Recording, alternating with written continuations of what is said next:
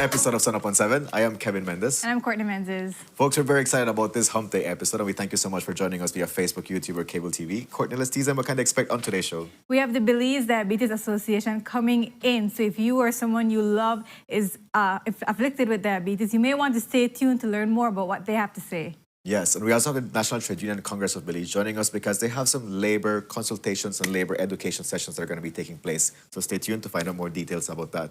But you know how it works. Let us know where you're watching from, what you're celebrating, and of course, we'd love to give you a shout out. But once more, thank you so much for joining us today. Courtney, let's go to the couch. It's chantaje. Puro chantaje, puro chantaje. Siempre es a tu manera. Yo te quiero aunque no quiera. Puro chantaje, puro chantaje.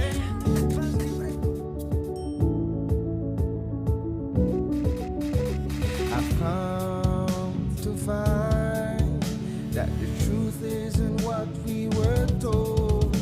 So where to everybody on Sunup. do I seek the answer that's worth looking for today?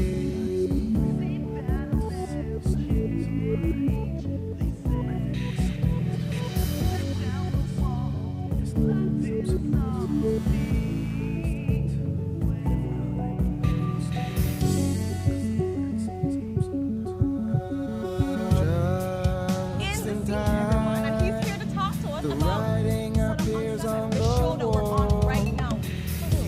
Tell me, You and I were the first ones to see. And we're going to be talking about the hot shush that has been The happening world in that we Belize. see So may far. seem that will never change. They say, but if you tear down the wall that's blinding us all, you'll see the way today.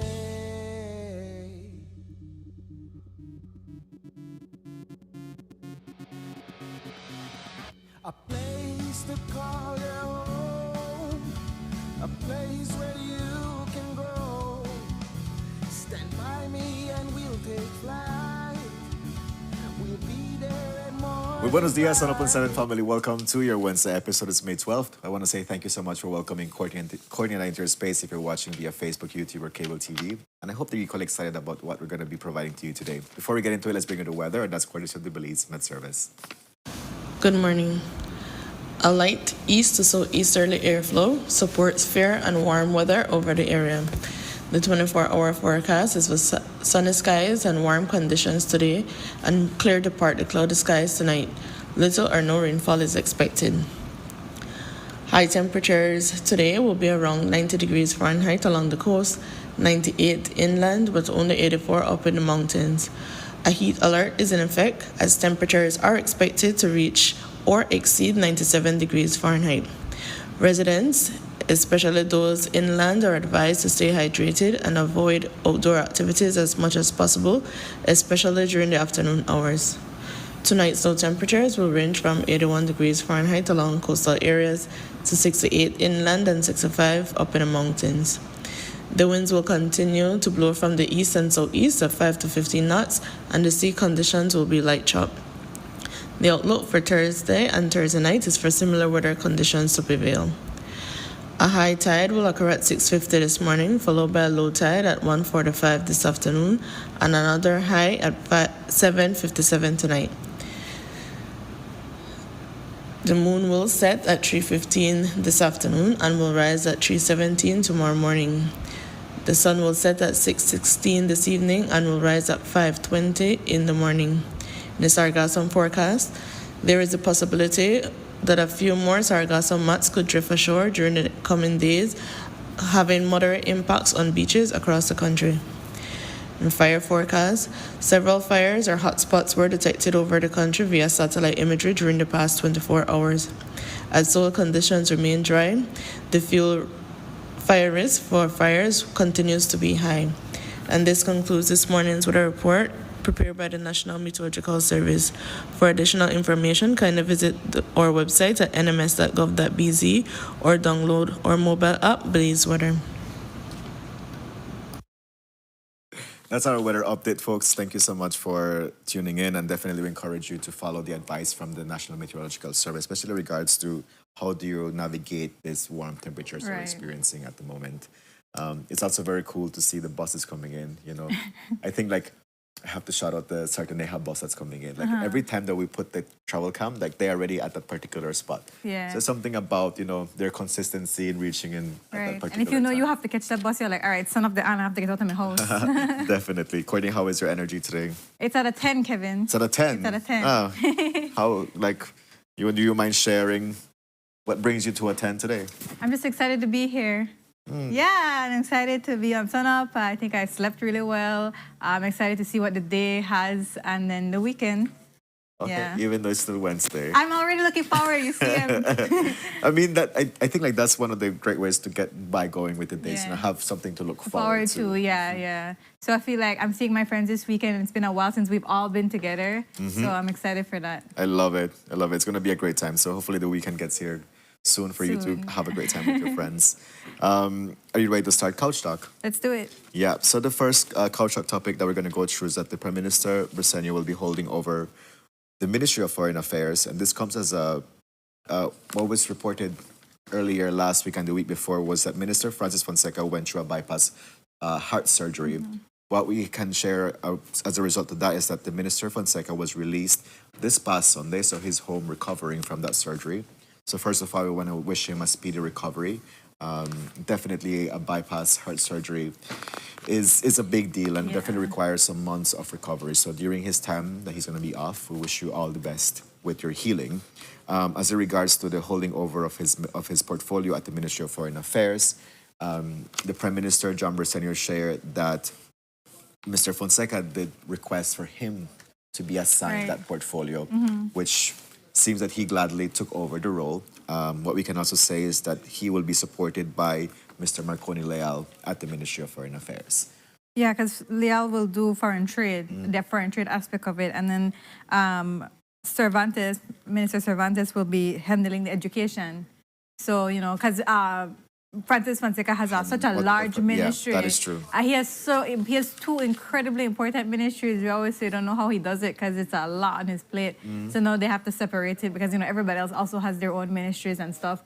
And it was funny because like this morning I was talking to Jules this morning and he's mentioned that I think it was like 2001 or so, Prime Minister Briceño's father, when he was the Prime Minister at the time, but father wanted him to be the Minister of Foreign Affairs instead of Assad Shuman, who was the minister at that time. And so he's like, it only took like 24, 25 years, but finally the Prime Minister, or Mr. Briceño, is Minister of Foreign Affairs, acting at least. Wow. So a dream come true for him? Is that It looks like for or- him and his father.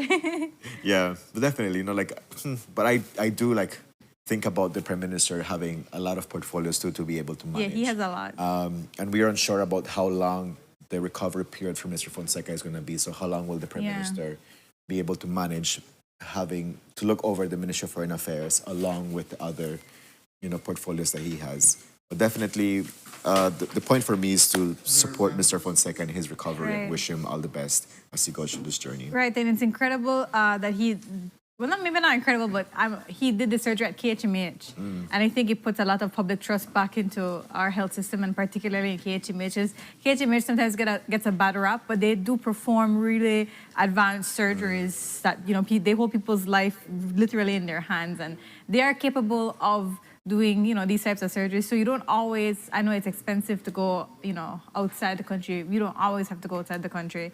And for Mr. Fonseca to trust KHMH and That's to, a great point, yeah. to do this incredibly, oh my gosh, they have to stop your heart in the surgery. They have to literally stop your heart. So big up KHMH. I mean, like to trust the public health system, Yeah. right? Rather than going to a private hospital here in, Yes, in exactly, Belize City to be yeah. able to do that. So I like that observation that you're sharing. Yeah, yeah. So big up KHMH. Big up KHMH for sure. We hope Mr. Fonseca recovers well.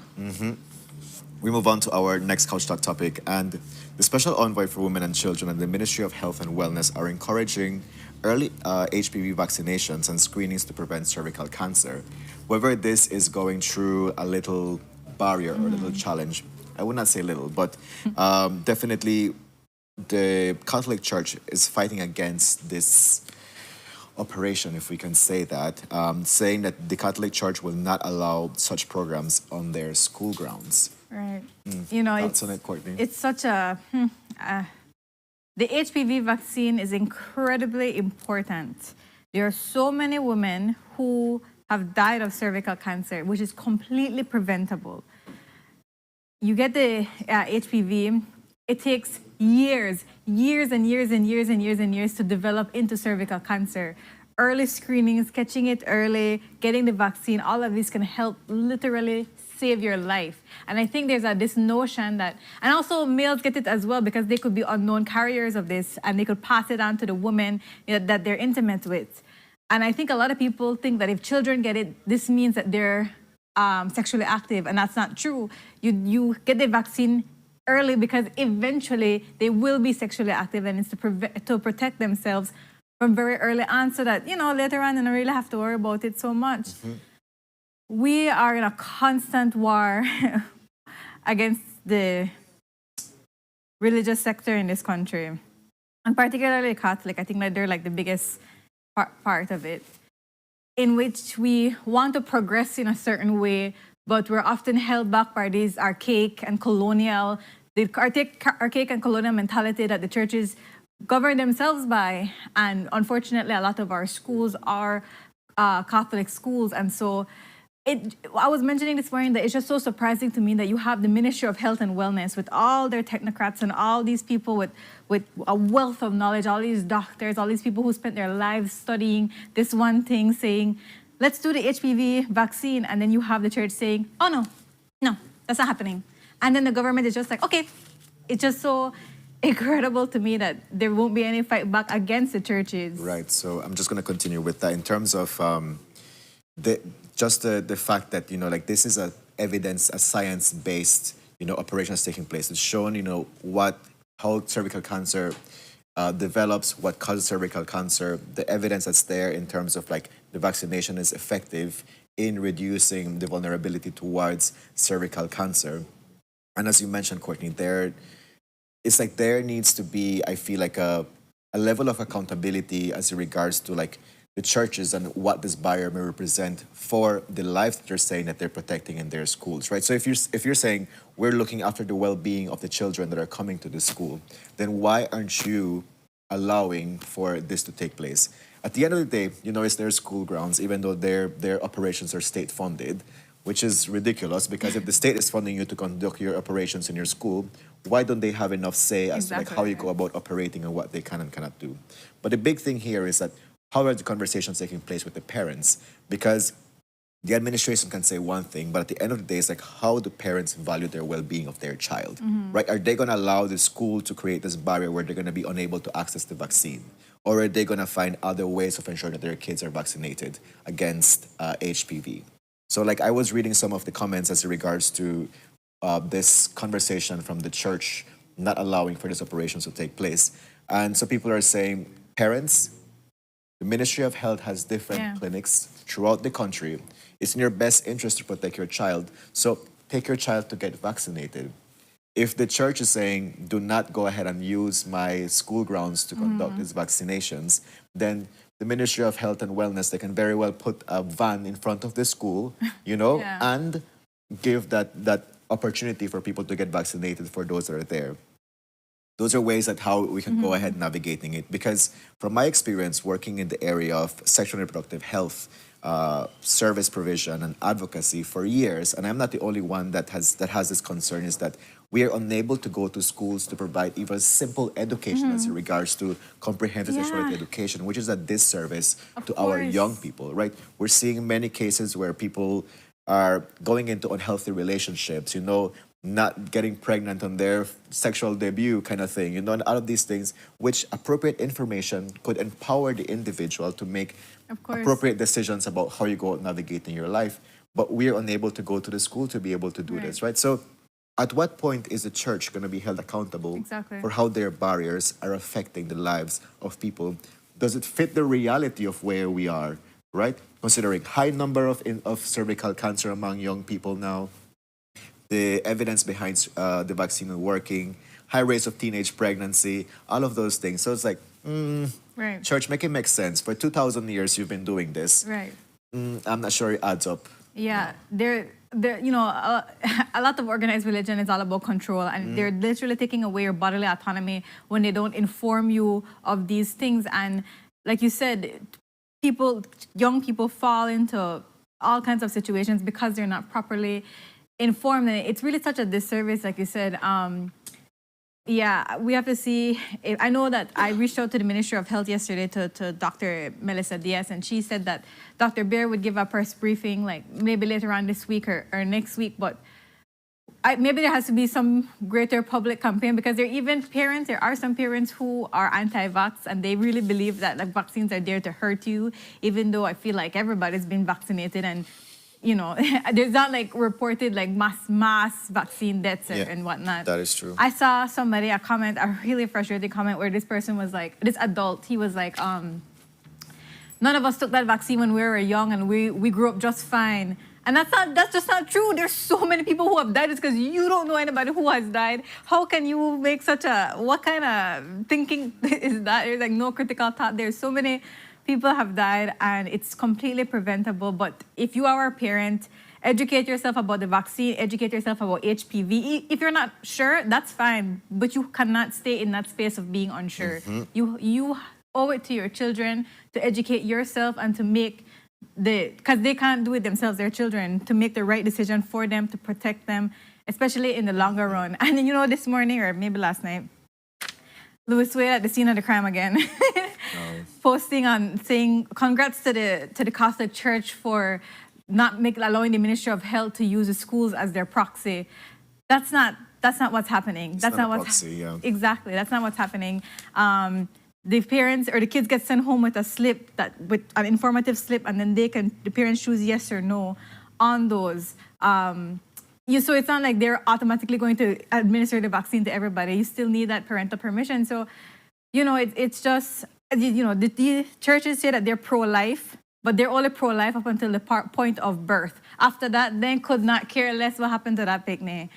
Dead from cervical cancer, born in poverty, born to teenage mothers, they don't care, obviously. So, yes, if you are a parent, learn more about it and seek out these clinics. If your kid is in a Catholic school or in a religious school, seek out the Ministry of Health to see how you can learn more and how you can get access to the vaccine. Yeah, and just like to add a note, so this vaccine is not only for young women, right? It's also for young men. Yes, so exactly. Everybody at a particular age, they recommend it for them to get that vaccination.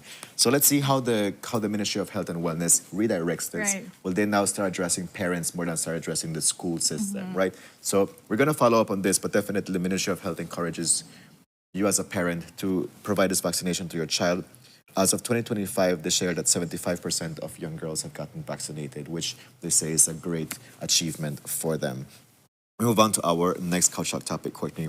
And this is like a news that had a bit of like raising eyebrows, which is that the government of Belize has purchased the former Bottom Dollar building, parking lot, and warehouse for $5 million. And this is part of the process of, rebuilding the bridges here in Belize City. You want to talk about it? Yeah, so I think it came as a shock to people when they saw that this space was bought for $5 million. But what Evan Dale Moody, the chief engineer at the MIDH, explained is that the main sewage line is in that area, and in his bite he says that it's approximately where they will be running the piles is 4.2 meters. The main sewer line is 4.2 meters from the last pile, and on the north it is 8.3 meters. So they're trying to figure out how to maneuver around this sewage line. But they did not know that this line was there before. They just found out. That's a bit strange. Yes, like you have all these engineers and they're all of a sudden, they want to start getting the work done, and all of a sudden it's like, oh my gosh, we cannot disrupt this line. The thing is, this line is so important. If you break it, I mean, everybody's waste is going through these lines. If you break it, it'll be an incredible mess. And you can't shut it off. You can't shut off the pumping system, and you can't tell people to not flush their toilets or to not use their bathrooms for a certain amount of time. Like, You can't. So they bought this. And the line has been there since 1979. Yeah, so that's a very, very old line that has taken a lot of. So like it's really concerning as in regards to the replacement of this sewer pipeline, as you mentioned, Courtney, because it's going to be kind of an environmental catastrophe if it was to like break, given the years that it has been there. What's also the rationale behind acquiring this building, parking lot, and warehouse from Batamdala is that part of the agreement that the government of Belize has with the government of Japan in regards to building the bridge is that they need to provide a storage area, also they need to provide an office space for 3 years. And they said, based on the estimate of what it would cost to rent spaces, it made a lot more sense to be able to purchase this area. They said initially the price they were asking for was 8 million, but they were able to negotiate it to $5 million. So that's what they're going to be doing. So like the rationale was the storage area, the office space for 3 years, the sewer pipe that needs to be replaced, and also like they need a space where this temporary bridge will go. Right. Which they say the temporary bridge has to be in, like everything needs to start happening by September so that by the end of the year this temporary bridge is there so that the contractor can start with the replacement of the swing bridge by January of 2027. So they're moving on board. My question is what's going to happen with this piece of land after. Well, it belongs to the government, so maybe they build a little something there. We'll have to Yeah. wait and see. But I think Belizeans need to start, or Belize City residents need to start preparing themselves for like the bottlenecks and the traffic that will come as a result of fixing this bridge and the swing bridge. And then I think that they fix the Chetamal Bridge area. They fix that up because that's obviously going to be get used a lot more. But just prepare your body and your mind. Your body and your mind. Prepare your body and mind Poopless. for traffic blockages. And if you know you have to reach work or school at a certain time, you might have to leave earlier. You might have to contend with the other people who are also leaving earlier. So get prepared. But exciting to see this project start taking place because these bridges do need rehabilitation, and we just have to pray that the main switch line stays intact and that nothing happens to it. Definitely. We move on to our next Couch Talk topic, and the residents of Placencia and St. Bite, they have growing concerns over a dredging that's taking place in the Placencia Lagoon, which they are unsure as to like the permit, why it's taking place, and it poses very like safety concerns because even there's nothing that alerts boats that's there, especially at night. There's no No safety lights or lights, anything that yeah. again alerts any passers, any boat passing that this is taking place. When the Department of the Environment was asked about it, they said they're going to be looking into it either today They're or sending tomorrow. a team to do an They're sending a inspection. team. So the fact that they don't outright know who's drilling or who's dredging in the lagoon is kind of concerning to me because Right. I don't think they're handing out EIAs for everybody to dredge in the lagoon, so you don't know who's in there. It's so scary. That picture, those images are so scary. You have this very pristine, beautiful area, and then in the middle, just this ugly development happening, or this thing Yeah, that's which highlights a bit of the inefficiency of the Department of the Environment, if we're going to talk about it. Because there's always like new developments happening that they're like, we're unaware, and then people like rally a concern, and then they go Yeah. back and they check and all of these things, and they're like, oh, we're going to hold back your permit.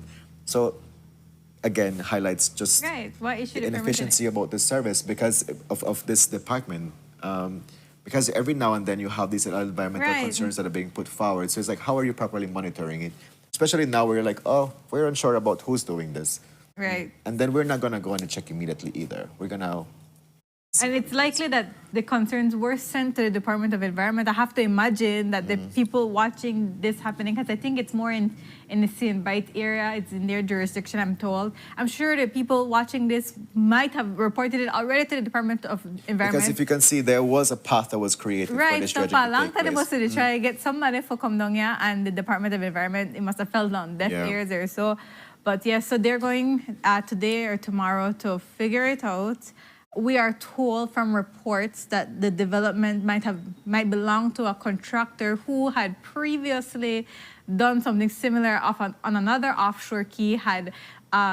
he had been given a permit and then he was violating the conditions of his permit. So I think they had to shut down that development. So if this is a repeat offender who's coming now in this beautiful, pristine Placencia Lagoon and just messing it up, but both the Placencia, their village council and the St. Bite Village Council and all the residents, of course, have been like clamoring, like, we need to figure out what's going on here because you're not a mess up for we lagoon, one thing. So we have to wait and see what the Department of Environment says at this time, and hopefully they could get to the bottom of it, and hopefully the environment, the area it's not Affected by irreversible. now, yeah. I think lots of marine life, if I'm not mistaken, they might even have like crocodiles and manatees in that area. So hopefully nothing major happens and then everything can go back to how it was in the event that this is a unauthorized development. If it is authorized, I don't know if it's I was like, so what if it's an authorized one? That's our next story, because why? Why would you do this? Yeah, that's a whole next ball game. Then our fight have to be with Department of Environment and why is this even happening? Why would you even? But you're right.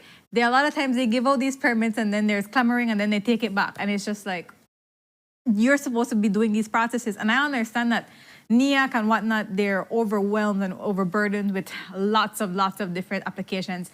And they have a certain time period that they have to answer every single one of them. So they can't like the lament on them.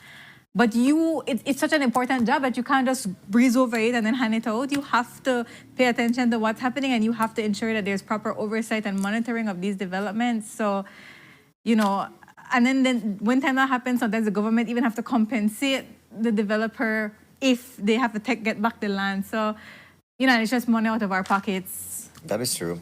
I also question, how are like realtors like part of this process? Because you're selling a piece of land that you're selling like beach access and that kind of thing, when in reality, that was swamp for you to sell, right? Which means that then you have to go and dredge somewhere to be able to give this ideal location that you were selling. So like, what are the ethical ways how these realtors are getting engaged? Because they're just trying to make some money. Right. Without saying, I don't mind sell this land without and the possible environmental implications that they may have, right? So it's like, I think some of them don't have no soul, genuinely, because they just be selling off the most pristine, beautiful areas. selling off, yeah. Not even thinking, how will my kids thrive in a world where everything is replaced by large buildings and hotels and resorts and no fish no there, no tree no there. Thinking about the future of your country, but just to make a quick buck, they're selling it out. That is true. Let's move on to our next Couch Talk topic, Courtney. And so there's no rush to Ush. There's no rush today. No rush to the Ush, Yeah. man. Occupational safety and hazard is such an important bill, and it has been in the late. pipeline for forever. And in February, it was finally passed in the House. Celebrations all around.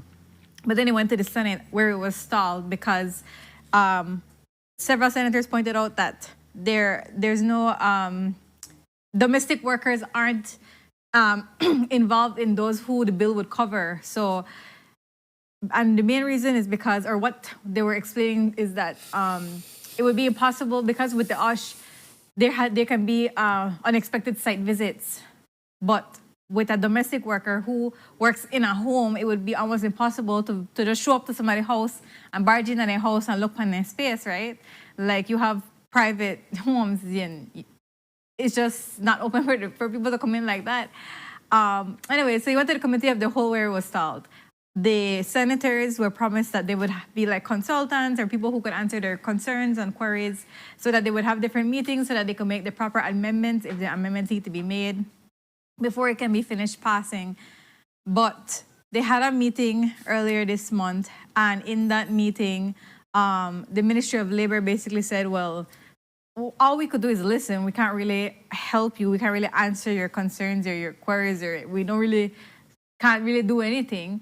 And then there was another meeting scheduled for the 14th, but that was canceled. So the clerk wrote an email, and I think we might have the email. A clerk wrote an email to the senators saying, the meeting is canceled because we don't want to waste your time, basically. And it would have been a waste of time because the Ministry of Labor literally said, again, we can't help you. We will just come and sit down and listen, but that's all we could do. So best thing on us write on our concerns and queries and submit them, and then we'll look them over. But it's just incredible that the Ministry of Labor you are supposed to be at the forefront pushing this bill, and you are just taking the back seat, like, I'm not take for help, just make a seat, and then we need to get this bill passed. And the issue of domestic workers is definitely an issue, but that's for them to talk it out and to work it out and to figure it out. That's literally their job. So again, bill continues to be stalled. Workers continue to work in hazardous conditions. And that's the thing, like you see a lot of times construction and stuff, and you see people on the scaffold, no type of safety, no harness, no helmet. A lot of times they fall, they die, or they get injured. I mean, if you are employing people, how hard is it to get the proper material, get the proper, at least a helmet? Gosh, I mean, man, it's rough. Yeah, what stays out from me is that the Ministry of Labor does not care about the employees. Does not. Point Right. blank, right? Right. Because if you did, then you will be doing your due diligence to lead this process, ensuring that, okay, we already did this great achievement where it was passed, this bill in February, but here you are not being able to keep up with the recommendations. I mean, if you are concerned about the lives of people For sure. and ensuring that people are still able to continue thriving, to like better their employment conditions, to move from one place to another, grow economically, then you will ensure that everything is in place for my safety, for my life to be course. ensured that I am able to thrive in this place. And clearly, you do not have people's mind or people's well-being. Right. And it's been years and just been pushed along by different governments, pushed along. We need to get this thing passed, so no rush to the Yeah, USH, but they no need to rush it. They need to rush the USH for sure. So we'll see what happens in the future. Maybe there's another meeting. Yeah, because they say scheduled like they have somehow. until the 22nd of May Yeah, to to submit submit. their recommendations for them to be reviewed and see what will be integrated into the OSH Yeah, bill. and then we'll see how that works itself out, and if by the next Senate meeting, this bill will come back, and what will happen then? Yeah, who's the Minister of Labor? Karim? Oh. Okay. We move on to our next Couch Talk topic, Courtney, and this is our last one that we're sharing, which is that last night, Mr. Lee Mark Chung had an accident here in Belize City. There were images that were circulating on social media yesterday. Thankfully, we can report that he said all is well, no Yeah. major incident. At least his vehicle was damaged, but he personally, Yeah. he said all is well with him. Yeah, so it happened on Map Street, which is close to his restaurant. So maybe he was heading there, and then he was T-boned by a vehicle. So yeah, again, like you said, I think he and somebody else were in the vehicle, but like you said, none of them were injured. Everything is fine. It's just a scare, and then like you said, vehicle damage and stuff. So we're glad to hear that Mr. Chang is okay. All right. I think the driver of the other vehicle is also all right, because we haven't heard anything contrary to that. So. Yeah. So with that, we come to the end of our Couch Talk. I say thank you for your contribution. As we wrap up our Couch Talk, we have a sunrise to share with you.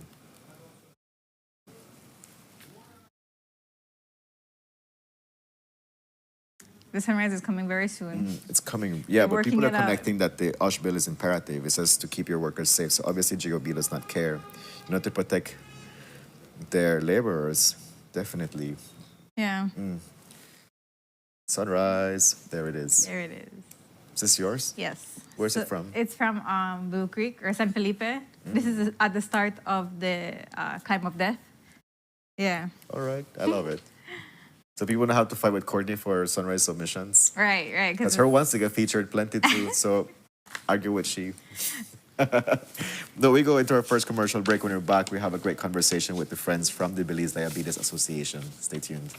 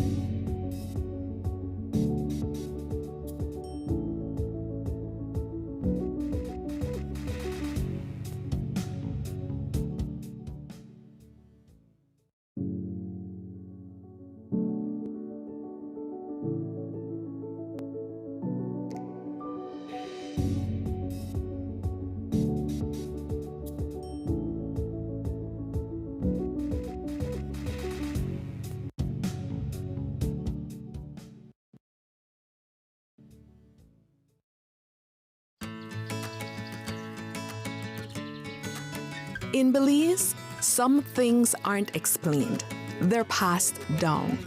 Not because they're tradition, but because they've proven they work. When you work hard for what you have, you learn to protect it. And when the time comes, you pass that responsibility forward.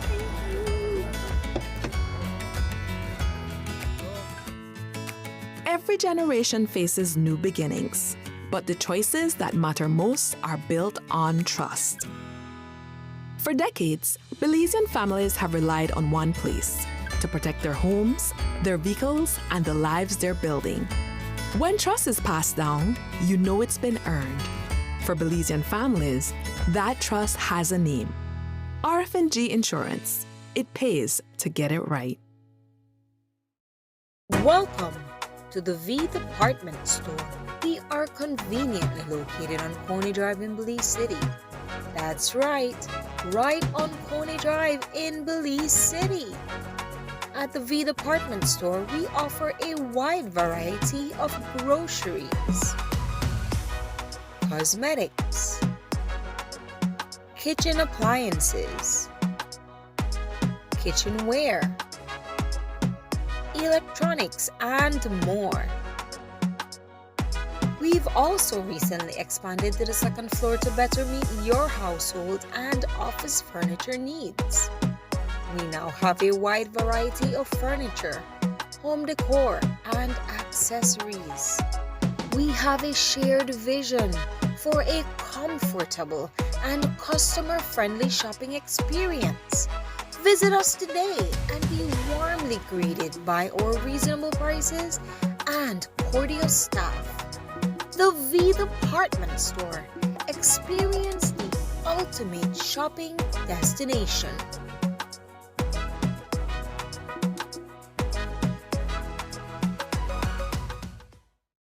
Nando's Wholesale is the distributor for the full line of Badia spices, including the original complete seasoning, the perfect combination of ingredients and spices prepared to enhance the natural flavor of your favorite foods. Also, cinnamon powder for all your desserts, fruits, and beverages, and as special dishes. All these are available in commercial sizes or restaurant packaging. Nando's products are available at your local retailer or contact us at 222-5000. From Corzal to Toledo, Nando's is proud to be serving Belize as its #1 wholesale distributor for over 35 years.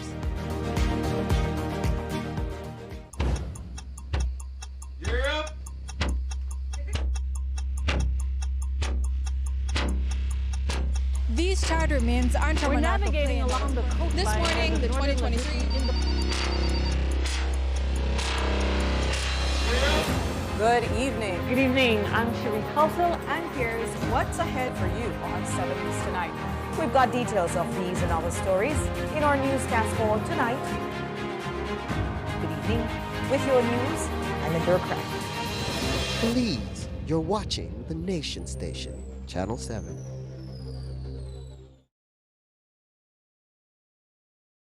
Wake up to positivity and inspiration. It's a fresh and diverse twist on your mornings. Tune in to Sunup on 7 every weekday morning at 6:30 a.m. right here on your Nation Station, Channel 7.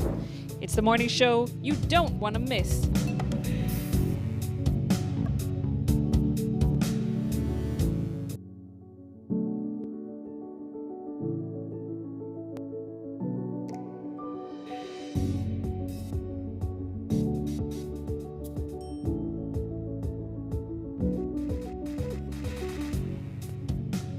Good morning, everyone. Welcome back to your Wednesday episode. Thank you so much for engaging with Courtney and our guests that come through today on our Hump Day show. So we're going to move in straight with our friends from the Belize Diabetes Association because they have some exciting news to share with you. They're going through a rebranding period, and today we're going to find out what that will look like. Joining us on our couch to give us that insight, we're joined by the president of the Belize Diabetes Association, Mr. Tylon Tillett, and the BD office manager, Ms. Anna Cortez. Good morning to you both, folks. Good morning. Good morning. How are you doing today, Tylon?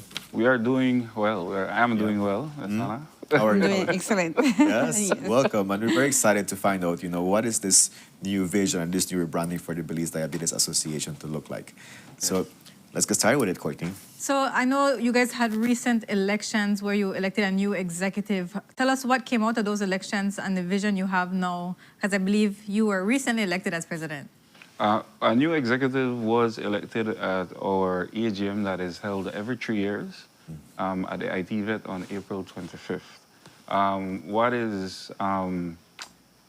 What I want to big up is that the new executive that was elected has been made up of a younger population, which is in tune with the statistics that we're seeing, that persons of younger ages are being afflicted with these non-communicable diseases.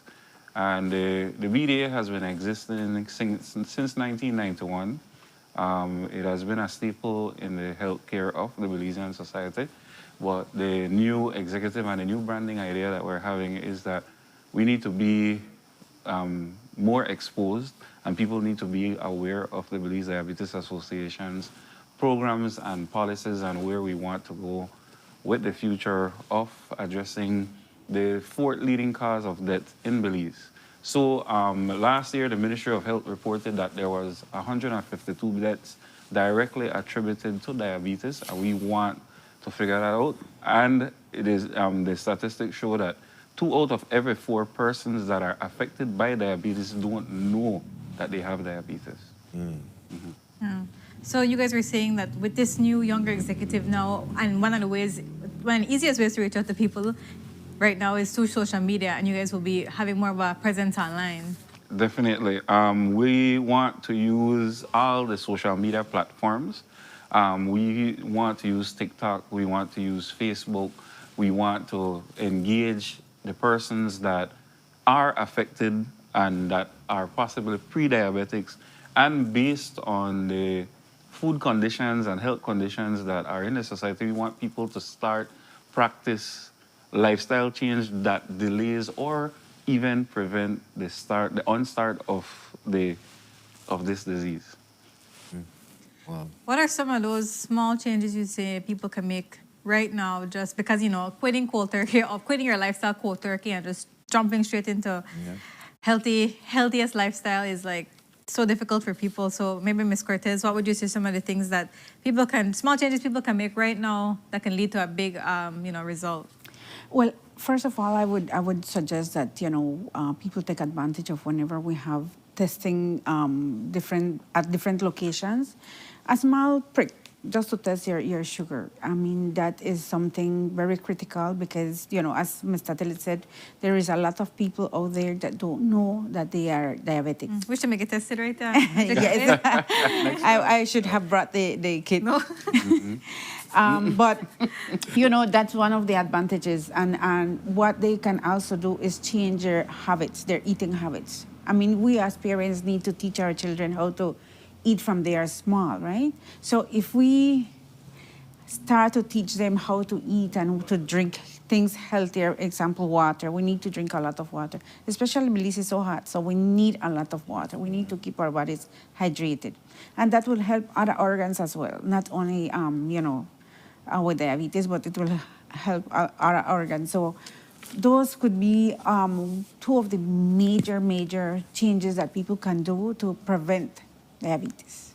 One of the things that we've noticed is that Belizeans have a desire to be healthy, just like everybody else, but because of miscommunication and miseducation, we do the wrong things. Like people will say, you know what, I'm diabetic and I drink coconut water to keep my kidneys healthy. That's a cultural belief that coconut water is good for you, but that coconut water has one of the highest fructose and sucrose content that raises your blood sugar. Or people will tell you, you know what, I eat whole grain rice or brown rice. And rice eventually breaks down into carbohydrates inside of the body and raises your blood sugar. Or people will say, I eat whole wheat bread. And I say, bread that bread, rice the rice. And the way that we look at portion size in Belize, like for example, I've been exposed to how Jamaicans eat. They will give you an equal portion of meat to rice. In Belize, we throw a whole pile of rice, our lean meat on the side, you understand me? And so as people who are trying to eat healthy, the rule is You want to see proteins and you want to see greens as much as possible. And so slight changes like that and promoting the correct nutrition is important for people to be able to take care of themselves. So there's a big conversation on decolonizing your plate. And I think that's a very important thing where you go through, where you say like the serving that we're seeing now is because people needed to be provided a lot of carbohydrates for them to work in the fields, right? Again, so like I think that that's an important like information that people should know. Like why do we eat what why do we eat what we eat? I think that's important. But definitely going to the diet, portion size and rice and all this is important. But it does not work in a silo, right? It's not about just me eating healthy. And what about everything around your lifestyle? Like, how does that contribute to your reduction of your vulnerability to diabetes? How is your exercise looking like, right? People may think just going one day to like work out for 10 minutes is gonna do the thing. You know, it's recommended for you to be at least 3 days for 30 minutes to be able to like equate what you're eating, right? What is your cortisol level like? What is your stress level like, right? We had a report from the ombudsman saying people within the public service, they have a high stress level. Look at how they're coming out with these chronic conditions, right? So how are we managing stress level, right? How are we managing mental well-being? So in that regard, how is this rebranding of the Belize Diabetes Association targeting these things where we take things for granted and be like, oh, that's just how we are, that's how our society is, but how are we breaking these thought processes that we have been indoctrinated with? Breaking cultural stigma and discrimination is important, and you wouldn't think that that is necessarily attached to diabetes, but it is. I had an experience with a presentation at Wesley College where I asked some students to test, and one of the students brought up a very valid point. He said, sir, you know what? I don't want to know if I have diabetes. And I asked her, why? And he said, I have so much on my plate and the fear of adding something else like a chronic disease. I don't know if I can handle that. And I had to give validity to what she said because we live in a world where these younger persons are being bombarded by information 24/7. The war in Iran, this happened, that happened, one earthquake happened last night. We as human beings are processing a whole lot more at this point than, let's say, our parents in the 90s apart. If there was a war in Iran, you might hear about it next week, but we're getting constant updates through these social media things, and it is affecting our ability to want to know about our health. And that is true. And even the persons that have diabetes, like for example, I will share with you guys, I'm a 27-year insulin-dependent diabetic. I've had it since I was 18 years old. And elevated blood sugar messes with your mental health. You go to work, your sugar is up. As we say, you're actually more ignorant, you're more impatient. And so mental health is connected back and front to this issue. How do we combat that? We want to, and the decolonizing of your plate is important. We've been taught to have these beautiful yards with flowers. One of the things that we intend to promote is a backyard garden. Plant things in your yard, man. If you keep your yard clean, you could throw at least sweet pepper in there. Things are getting expensive, and as I'm eating more greens is important, but we need to make use of these spaces that we use for beautification. And part of the colonial mentality is being taught to go and buy stuff when literally you could throw a watermelon seed and it grows. You understand, right? Yeah. I think, but how do you also battle against, like you said, this student said she had a lot on her plate. Parents have a lot on their plate, and apart from, working all the hours that they work and then tending to the children, they just say, well, I don't want to cook. I can't, and like you said, yes, true, only watermelon seed they grow. Some people don't have access to like yards or, I understand that there's a workaround around pretty much everything. Okay. But some people just don't have that access or that privilege to even think about doing something like that because they're so, again, maybe living in literal poverty. And they just say, well, I'm going to kick down, go buy $10 with a packed bread and that's what my picnic will eat. And then tomorrow they eat and next walichi. How do you contend with the limitations and the obstacles people are facing that forces them to have these bad lifestyle choices? That's a... I'll consult the mom. I'll consult the mom and the coach. That's a good, wow. Well, thinking about it, yes, it's very stressful for us parents to go through different stages. And I do realize that there is people living in poverty, that they really don't have means and ways to feed their kids. But we also have places that can assist them, and those places can probably provide to them, I mean, what is it? Flour, sugar, things that they could utilize to make something healthier for their kids instead of going to purchase something at the stores. Yes, it might be a little cheaper, but with $10, let's put it this way, like with $10, you can purchase flour, probably lard, eggs, probably beans, and you can cook for your family, for your kids.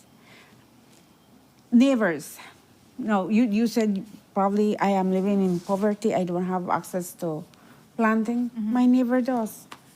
I could get along with my neighbor. My neighbor can allow me to plant. We share the products. So you have to work along with your community. Right. You know, they're saying the community works together and raise the children together, right? That's the same way we as parents need to look at our neighbors.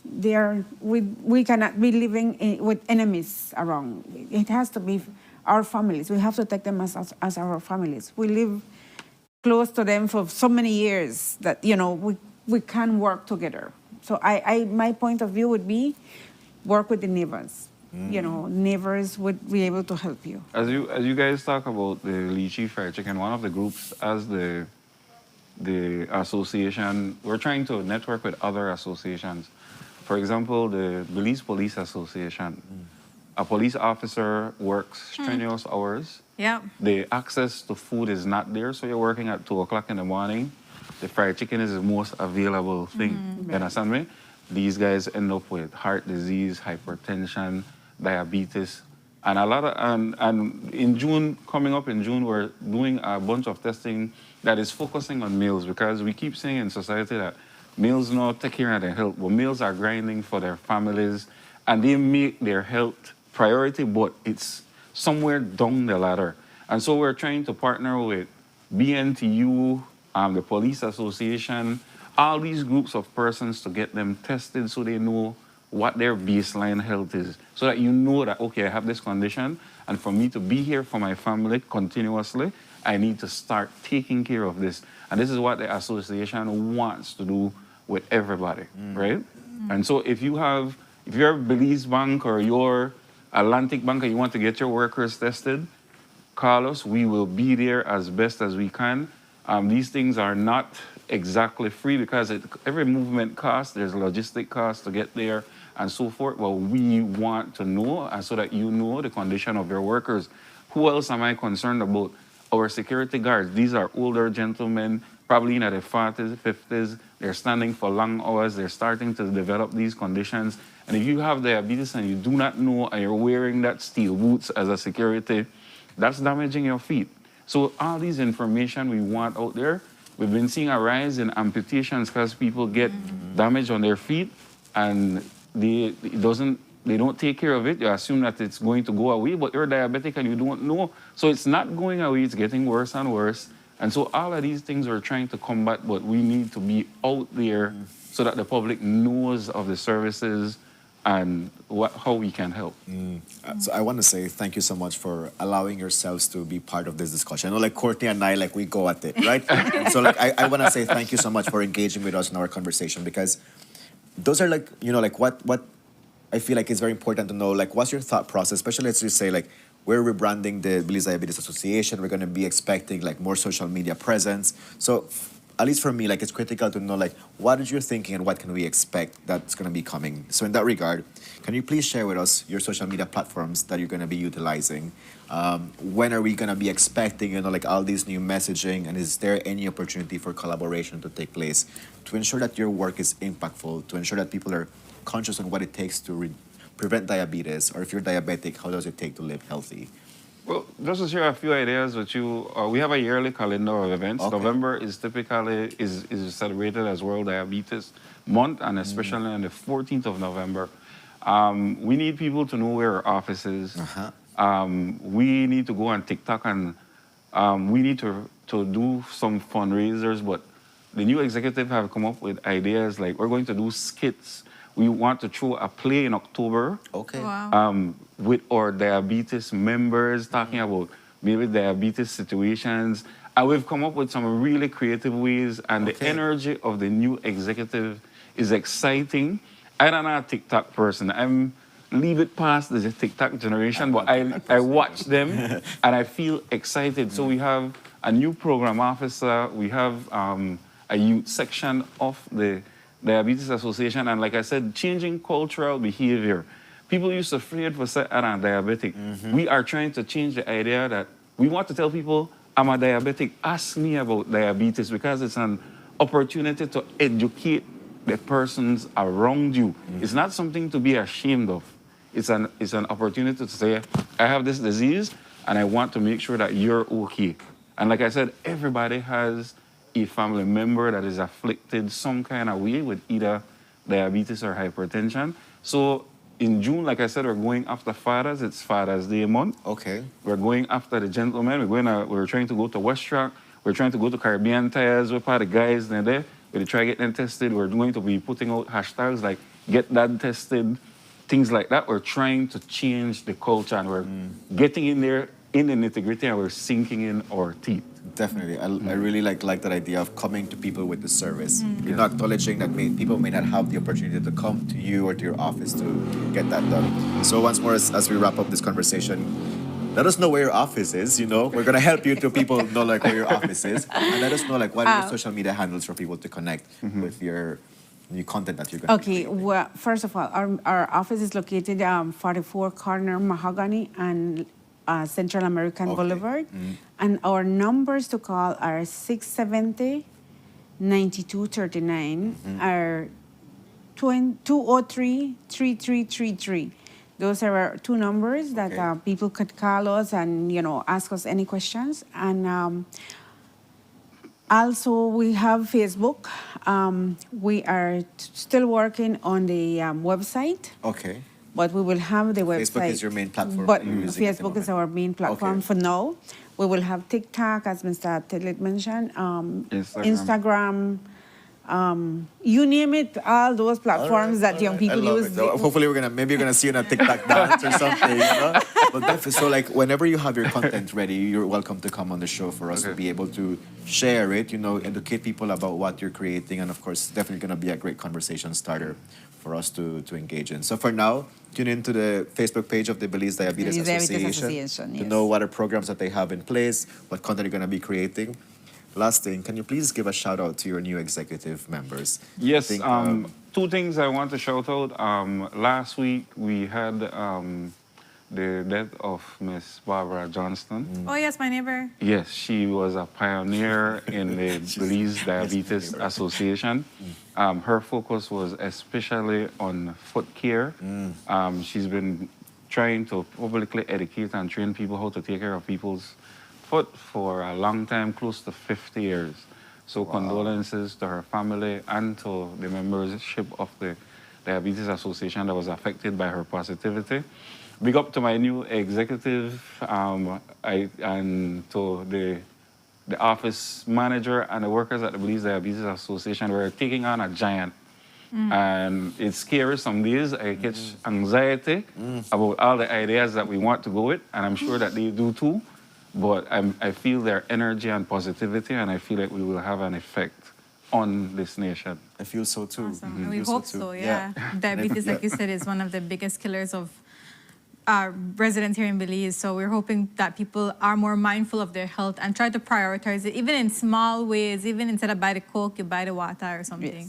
Even in small ways to try and prioritize your health as much as you can, even in these trying times. That is true. That is true. You know, like there's one message that I share with people is that, you know, your health is wealth. You know, like your head, like that's one of the things you should value the most, because we have so many plans, right? You want to see your grandkids graduate, you want to like go on this dinner, you want to like finish this degree, but in order for all of this to take place, you need health. You need to have health. So it's like, how are we putting our health in our dreams?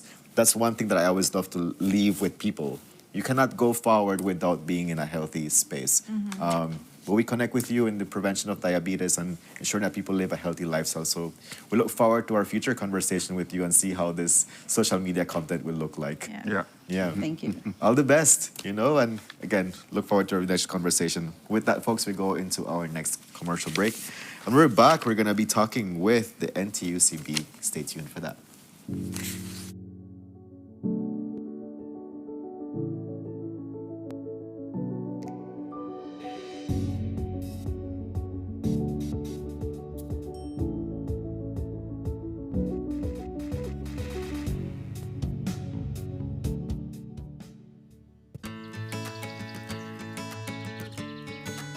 In Belize, some things aren't explained. They're passed down. Not because they're tradition, but because they've proven they work. When you work hard for what you have, you learn to protect it. And when the time comes, you pass that responsibility forward.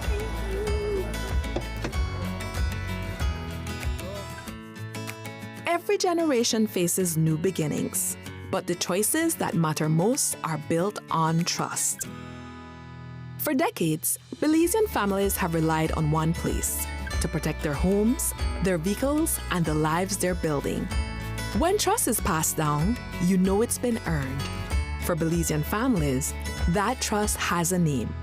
RF&G Insurance. It pays to get it right. Welcome to the V Department Store. We are conveniently located on Coney Drive in Belize City. That's right on Coney Drive in Belize City. At the V Department Store, we offer a wide variety of groceries, cosmetics, kitchen appliances, kitchenware, electronics, and more. We've also recently expanded to the second floor to better meet your household and office furniture needs. We now have a wide variety of furniture, home decor, and accessories. We have a shared vision for a comfortable and customer-friendly shopping experience. Visit us today and be warmly greeted by our reasonable prices and cordial staff.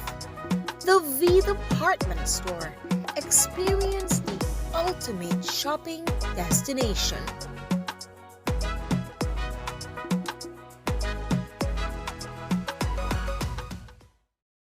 Nando's Wholesale is the distributor for the full line of Badia spices, including the original complete seasoning, the perfect combination of ingredients and spices prepared to enhance the natural flavor of your favorite foods. Also, cinnamon powder for all your desserts, fruits, and beverages, and as special dishes. All these are available in commercial sizes or restaurant packaging. Nando's products are available at your local retailer or contact us at 222-5000. From Corozal to Toledo, Nando's is proud to be serving Belize as its #1 wholesale distributor for over 35 years.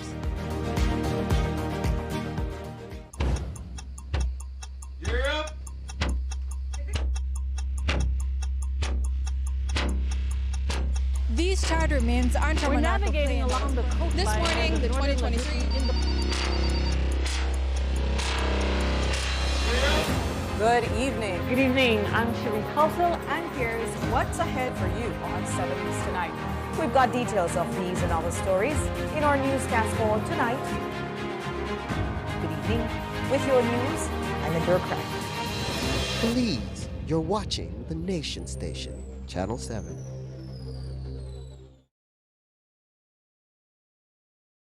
Wake up to positivity and inspiration. It's a fresh and diverse twist on your mornings. Tune in to Sunup on 7 every weekday morning at 6:30 a.m. right here on your Nation Station, Channel 7. It's the morning show you don't want to miss.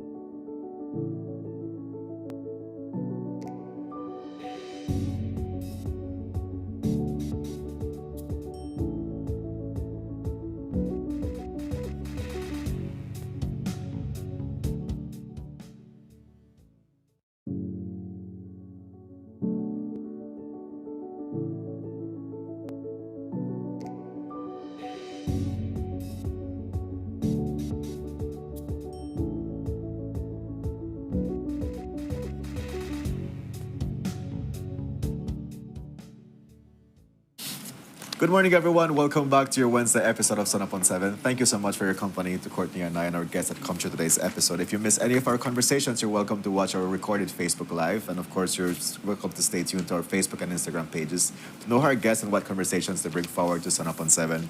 Move on to an exciting conversation because the Labor Department is venturing into a labor education session. Today, we're going to find out what's part of this initiative and what all these labor education sessions are going to entail and when they're going to be coming close to you. Joining us on our couch, we have Labor Department Representative Mr. Vernon Avila joining us. Mr. Vernon, good morning. Good morning. How is your energy today from 1 to 10, 10 being the highest? I would say about a 7.5. A 7.5, okay. How do you feel about these labor education sessions that are upcoming? We welcome the labor education session so we can educate the public. What I mean by educate the public, because individuals want to know their rights and responsibility and how they can actually learn the laws. Because bear in mind, individuals who work at a job site basically don't have the need or the energy to actually go at a labor office and seek certain things. Maybe they do it over the phone, but that one-on-one session where you want the answer to be, I want to see that person I'm referring to. I want to speak to that individual. So we look at it whereby we want to educate the individual. All right, I love that. So we're gonna dive into it in a bit. Before that, let's talk about who are your partners that are venturing into these labor education sessions. We have Mr. Shabal Katuz representing the Belize Chamber of Commerce and Industry, and also we have Ms. Ella Witt, President of the National Trade Union Congress of Belize. Good morning, ladies. Thank you so much for joining us. Thank you. Ms. Ella, why is it important for you as the NTUCB to partner with this initiative of the labor education session? Good morning. Good morning. Thanks for having us. And thanks to the Labor Department for doing this initiative again. It's a yearly event now, right? Yes. And we also ensure that we participate as much as we can, simply because anything that has to do with improving the conditions of workers, educating workers about their benefits and responsibilities, their rights and responsibilities, NTC will be a part of. So when we were invited to attend this year, we jumped at the opportunity. The only thing I would have recommended, and which we have already done, and we're hoping next year there'll be a change, is having the sessions in the evenings where workers can attend, because it's during the working hours, and we know how that is to apply for time off to attend a session like this. It would take a lot for employer to do that. So we're hoping that next year there'll be a little change where we could have the sessions in the evenings and where workers can attend. But for this year, yes, we're fully on board. We are inviting workers who can attend to come out to know more about what you have been asking all the while. They go on Facebook and they ask, when I work on Good Friday, how much do I get paid? So come out to these sessions to learn what you should be paid on Good Friday, etc. So we are partnering with them to say, come out workers and join the sessions to know more, educate yourself. I like that. What are some of the, I know you mentioned the Good Friday thing, what are some of the other issues or concerns you hear about regularly? Essential services, those persons who are considered essential services. Remember last year when we had, was it last year when we had a hurricane? I think, when they had the hurricane, the main conception was, are the BPOs essential? So that will be covered in the labor education session countrywide as well. Exactly. And we know there are thousands, I think close to 18,000 persons working at BPOs, and they were considered essential services last year during the hurricane season. And that is not the way it should be, and we have been addressing that issue with the Labor Department since then. But like the brother said, they'll be educating these persons who should be essential services and what does that entail if you're an essential service worker. So things like that comes to us as NTUCB holistically, that we have been trying to address with the Labor Department, and we do that via the Labor Advisory Board. There's also the Labor Complaints Tribunal. Somebody gets terminated and they feel, I was terminated or dismissed unjustly. Where do I go? Who do I go to? There is now, thankfully, a Labor Complaints Tribunal that you can go to take your case as a layman. You don't need to take a lawyer. You don't need to take a representative. You defend yourself. But then again, there are requirements, right? You only have 21 days, to ensure that you take your claim to the Labor Complaints Tribunal, to the Labor Department. So those things are issues and educational aspects that will come out at the sessions that the Labor Department will be having. Because bear in mind, individual will see it whereby vacation, I am entitled to vacation, severance, like Ms. Ella mentioned, the public and bank holiday, So these are the topics that we'll be educating the public on the countrywide tour, and it'll be at 10 station countrywide. When I mean 10 station, that also includes some pages as well, whereby individuals will know their rights. Like I mentioned, not only for workers, but for employers, contract, how to actually go about writing a contract. Because at Labor Department, we vet contracts as well. We give our recommendations and suggestions, but layman terms, whereby you as a regular public or employee, you might not know the law, but we at Labor, we can educate you at the sections that speaks about it as it relates to your concern. Wow. So definitely, like, it's gonna be. It sounds like a connection, an opportunity for people to be able to like understand better. I think like we might automatically assume that people know these things, but clearly that's not the case, right? So, let's talk with you, Miss Yorshabel. Hearing, like what's gonna be taking place in these sessions and the value of it. Why, like, how do you see this transforming the quality of experience employers and employees have in their workplaces? We as the Belize Chamber of Commerce and Industry also supports the initiative. Actually, we called for it. The Chamber is the official employers representative in the country for the International Labour Organization for almost 30 years. Okay. So we have been working in partnership with the National Trade Union Congress of Belize and the government, the Ministry of Labour, Department of Labour. And so it is in our mandate to make sure that we promote good labor relations. And, that has to do with the employer, the employee, and also for us to capacitate, because it's never enough.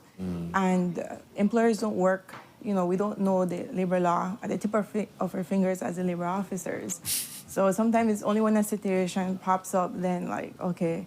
And so this session is nationwide. We have members across the country, and it's for everyone, the session. So it's for both employers and employees. And if you're a member or not a member of the chamber, the dates and times are on our website, and also, I believe, on the Labor Department's social media pages. So for us as employers, we want to be compliant with the law because time is money, and you do definitely want to build that strong relationship. So the labor sessions, it's supposed to guide you from the start. And I know usually they start looking at contracts. When you employ someone, what are the steps to ensure that you have everything in the proper manner? Because a lot of employees get hired and maybe the employers don't put in the time sometimes, especially those in the informal sector, to put formal contracts. It's just a verbal conversations.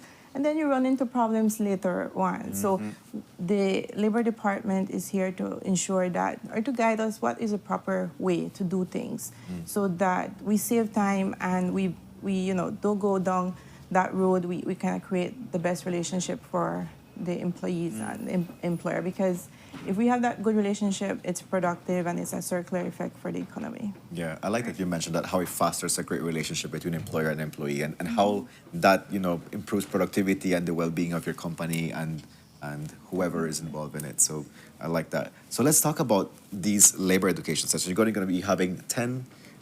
we have 10 stations 10 countrywide. stations. So Okay, we what's started something on that's happening? Tuesday at the Independence branch. It's like Miss Ella mentioned, it's in the morning, basically 9 a.m. to like 11:30 a.m. Friday, we'll have the other session at PG and also at San Ignacio. And from there, the Belize City one will be on Thursday, the 21st. So we have a Facebook page, like Ms. Katus mentioned, it's Ministry of Immigration, Governance, and Labor. We have the flyer there. Also, we have a registration application that you can register, and you can come on board. We want to invite anyone who want to build their knowledge, who want to expand their knowledge, and newcomers as well. Right.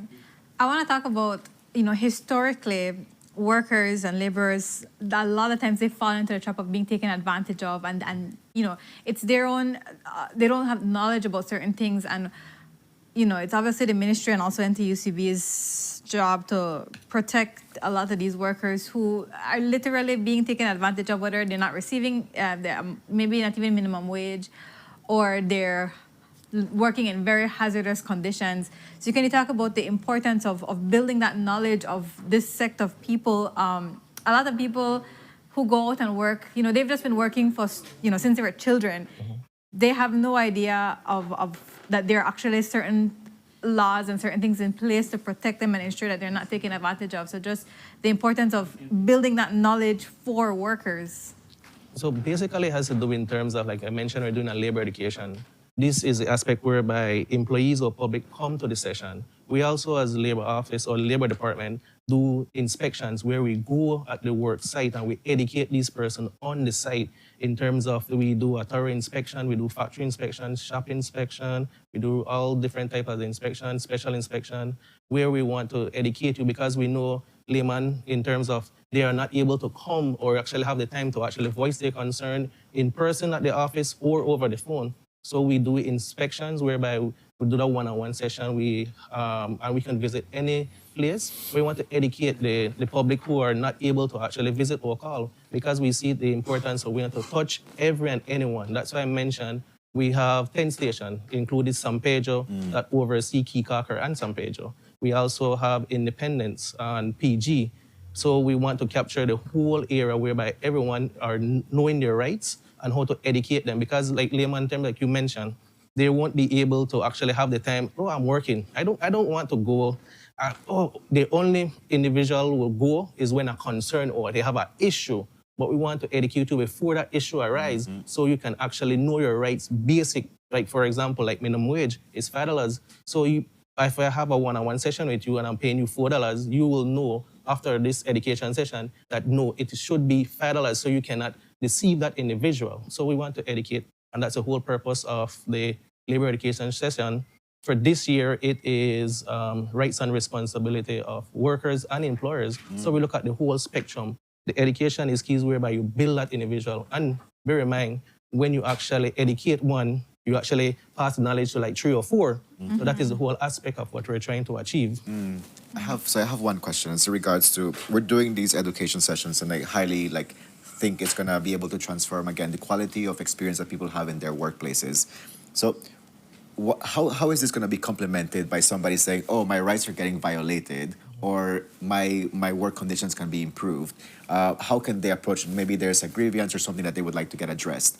What processes will be made available for people to follow up with those concerns? Okay, individual could visit the labor department whereby could lodge a complaint. Okay. And we then from the complaint we investigate the matter. Like Ms. Ella mentioned, is it deemed as an unfair dismissal or unfair termination? They could actually lodge a matter with the labor complaints tribunal, which, like Ms. Ella mentioned, they have 21 days, working days, that include Saturdays and Sundays. Okay. So we look at whereby you can lodge a case and we investigate the matter thoroughly. And if the matter is not dealt with at the labor level, then we take the matter to court. So we try to prosecute it as far as best as possible. But we try to, each case is very delicate. We look at it thoroughly. Okay, thank you for that. Right.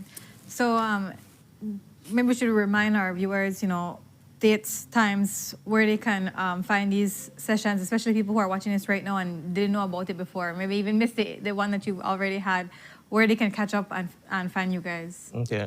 We have a Facebook page, Ministry of Immigration, Governance and Labor.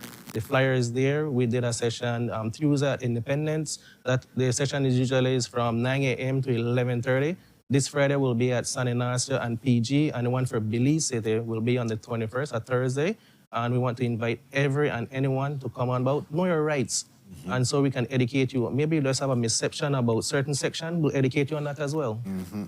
Thank you, Ms. Ella. Ms. Ella, I was going to ask him, are you guys sending out as well information to your sister unions and they're passing it on as well? Yes, the information has been shared with all our affiliate unions that follow on the NTUCB, and it's also on our social media platforms.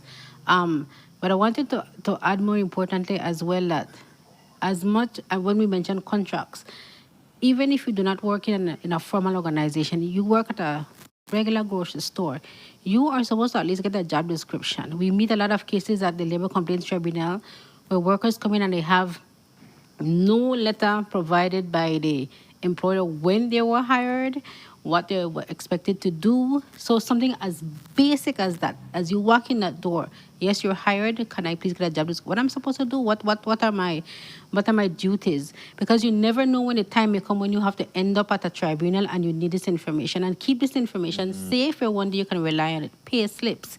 If you do not get it physically a slip of paper, then deposits into your bank account. I think workers need to ensure that they attend these sessions because these are small. They might be considered as something not relevant to us because we are working in informalized organizations or with employers.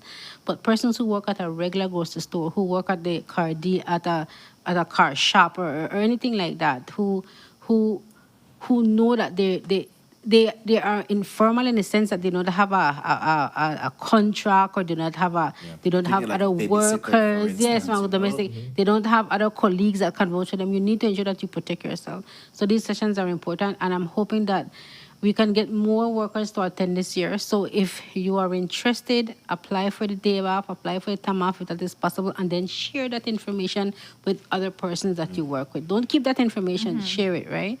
So I just wanted to add that I hope that persons would attend, would attend the sessions. Ms. Katus, any final words? Yes, so I encourage everyone to come out because it's quite different. At the intro, as Vernon mentioned, the Labor Department is coming to you in each district. And it's not only maybe addressing concerns that you might have, but in the room, other people have concerns, and it's a discussion that you can learn from them. And the topic is very keen to know that it's not only rights, but responsibilities. So you do have a right as an employer and as an employee, because a lot of time when issues come up, I have a right for this, I have a right, but you also have a responsibility, and we always forget that second piece. And basically, small responsibilities which are taken very lightly but does severely affect the productivity of the company is not showing up when you don't feel like to come to work. Especially if you're a small staff, it heavily affects the others. And if I just want to leave, abandon my post, I just leave without any notice. But if my employer terminates me, you should give me notice. So, both ways we have to work with each other, understand the Labor Act does have those provisions for both ways. Thank And you. I think by just saying a fair day's work for fair days pay would cover it, because that takes on the rights and the responsibilities. Because as a representative of workers, the NTUCB have always said, do the right thing. You're supposed to show up to work to get your pay. You're supposed to do the job that you signed up for to get your pay. So along, like what Ms. Katu says, along with the rights that we advocate for and we fight for, we've always said it comes with responsibilities as a worker, because your employer wants to ensure that that company grows so that you can have a job, so that you can ensure that you keep that job. So we would also support what the sister is saying. And one more thing to add is that we'll be there too. We have representatives from BCCI and NTUCB that will be present at these sessions. If the workers or the employers wish to ask us any questions, because they represent workers, employers and us workers. So we'll be there as well, if not myself, a representative from NTUCB, that they can ask questions about, unions or anything that has to do with workers and our relationship with these other two sectors here. Well, I strongly believe that the presence is going to be highly valuable. Yes. Seeing all these agencies that are protecting the rights of employers and employees. We agree most of the time. Most of the time. 99.999%. But there are times, of course, when employers and workers will differ in certain areas. But we try to ensure that both of us are looking at the best way forward for this country on a whole, because that's the end result. We want to ensure that Belize progresses. So we do have our differences. There are times when we might, have to have a little walk away from our sessions, but then that's where Labor Department comes in with the experience they have and the knowledge to say, what, guys, this is what the law says, and this is what we must do. So we thank the Labor Department for that part. Very at good. least. Thank you for keeping Good it real referee, too. good referee. I totally appreciate that. As we wrap up, Mr. Vernon, I want to ask you, for people that are wanting to find out more about the Labor Act and all these things, where can they find this information? And two, I would like to leave an invitation for you to join us on another session. Maybe you can do like a one-on-one on labor rights that people have. I think people are connected to this chat. They're definitely connecting to the conversation. Maybe they're going to be unable to attend. So the invitation is open for you to join us another time on Sunup. I'll welcome that. And do like a little crash course, on what are your rights and responsibilities as an employer and as an employee. I think that was going to be a very fruitful one. But where can people find the information for them to read? They can visit, like I mentioned, we have our 10 station. In Belize, our office is at Queen Street, 1011 Queen Street, where Liberty Store used to be. We're right there. And like I mentioned, we have San Pedro oversee Kikaker, and San Pedro oversee Kikaker and San Pedro. We also have in Corozal, our station in Corozal and Corozal Free Zone as well. And we have office in Independence, Dangriga, San Ignacio, Belmopan. Okay. So we spread out at all 10 stations. So if Okay. you want to know information or you want to seek any information, you can visit the department at each station. Okay, and I'm assuming you have a website also people can. Yes, the Ministry of Immigration, Governance, and Labor. Okay, thank you. Could I just add one more thing? I think maybe the better forgot the comprehensive labor review that's happening. I think it's important to mention because there are parts of the act that's very old that that's not relevant to the way we work now, especially women. So a comprehensive labor review is happening right now of the Labor Act, and I wanted and I'm sure that will come up as well at the sessions as to where we are. That is something we have advocated for as well as the employer section. So there are things happening, and we're hoping that people are aware of it.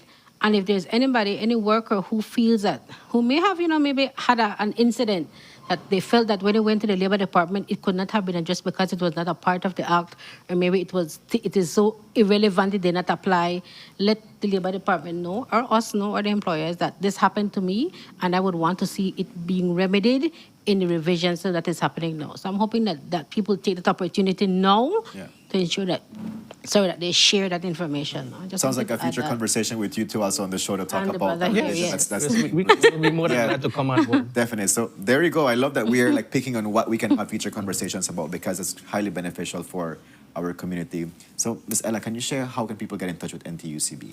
Oh, we have our Facebook page. We have I could reach out to me personally at 601-3364. I've always given my number out because there are times I'm seconded to the Congress, so I'm full-time working at NTUCB. Okay. So I can answer a call. Very well. And of course, they can reach us on social media. We have our TikTok or our Facebook pages, and so we're available. We also have a website, but it's a little bit still not relevant right now. I'll use that word. Okay. But we're updating that as well. Very well. And if you see me anywhere, stop me, stop any of our presidents. I'm sure they know a lot of them. They're very familiar faces. And get your concerns out. We want to address the concerns of workers of this country. Very well, thank you. Similarly for you, Ms. Catus, how can people get in touch with? Yes, so we have our office it's actually 4792 Coney Drive with Field Tower, first floor in the Western Union office. You can email us, bcc@belize.org, WhatsApp us, 614-3138. If you're not a member of the chamber, we encourage you to become members. If you're not members of the union, become members, because that's how you get priority information of what's happening. If we don't show up on the social media pages or in the public, you might not be aware of all these things that are happening, especially the Comprehensive Labor Act review, which has been going on for over a year. And we have been engaging our members. So if you want to be part of the discussion, have your position forward, not at the very last when it's already in draft. Please reach out and become members. Very well. Thank you for that, Courtney. Thank you guys so much for being here on our couch, and we're looking forward to the result of these labor sessions and what comes out of it.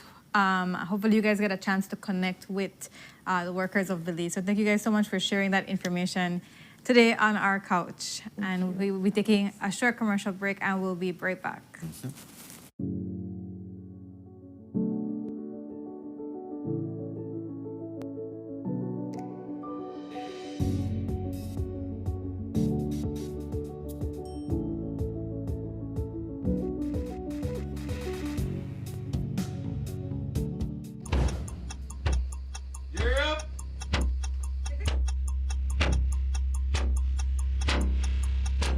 These charter mints aren't We're navigating along the coastline. This morning, the 2023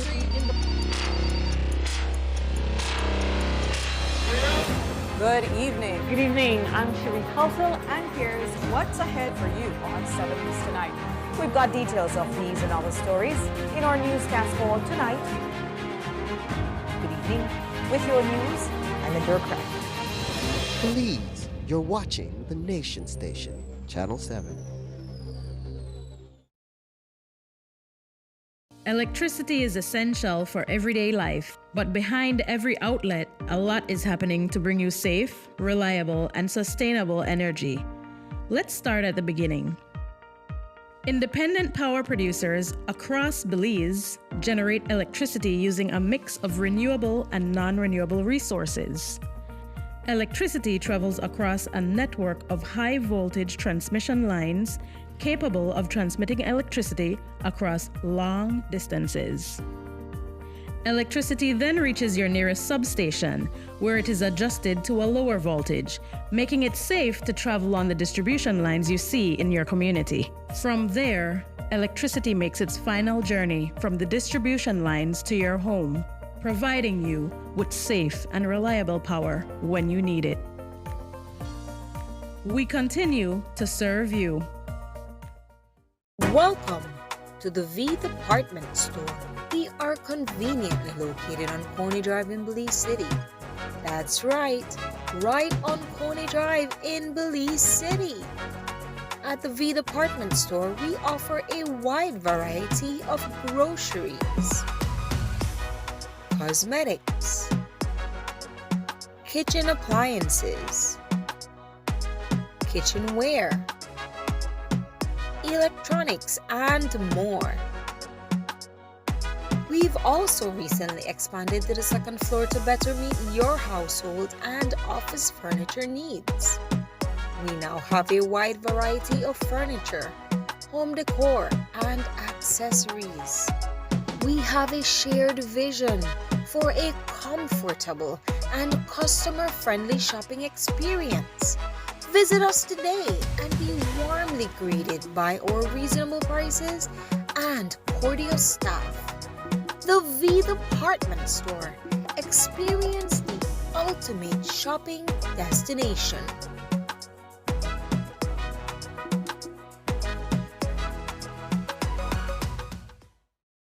Nando's Wholesale is the distributor for the full line of Badia spices, including the original complete seasoning, the perfect combination of ingredients and spices prepared to enhance the natural flavor of your favorite foods.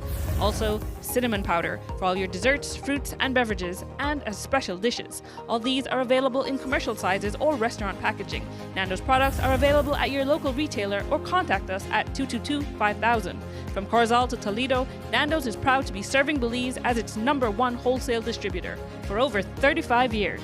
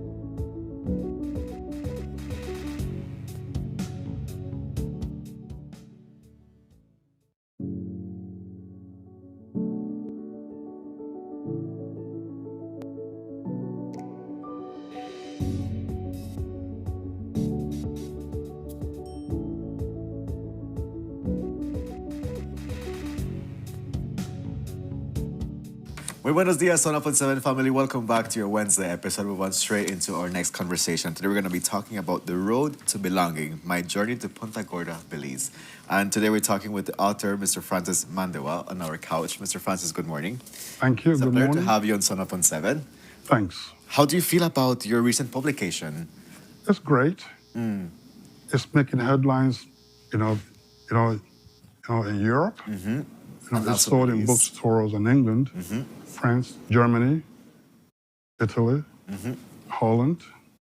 The book is about Belize. It is actually, a continuation of my first book, which I don't have here. It's titled Friendship, a true story of adventure, goodwill, and endurance. That book is about how, a single white man who was a pilot in the diamond mines in my home country of Sierra Leone met me and transformed my life from poverty to opportunity in the United States. Okay. So my second book actually begins from where my first book ends, and this is about Belize. It's about the people of Belize, the culture, All right. tourism, and most importantly, it's about 3 iconic Belizean women that I will talk about very shortly. All right. So what inspired you to share your story? Because I was inspired to come to Belize because of the culture, the unique diversity of the Belizean people, and I chose Punta Gorda down in Barranco because people there look like me, and I would talk about my film project for Barranco in a minute. So those were the factors that induced me to come to Belize and to retire in Punta Gorda. Okay, thank you. So what, just on a personal level, that journey, I know you speak about it in the book, but what is it like coming from somewhere that's culturally different and on a whole other continent? What is that journey like coming here? It is enlightening.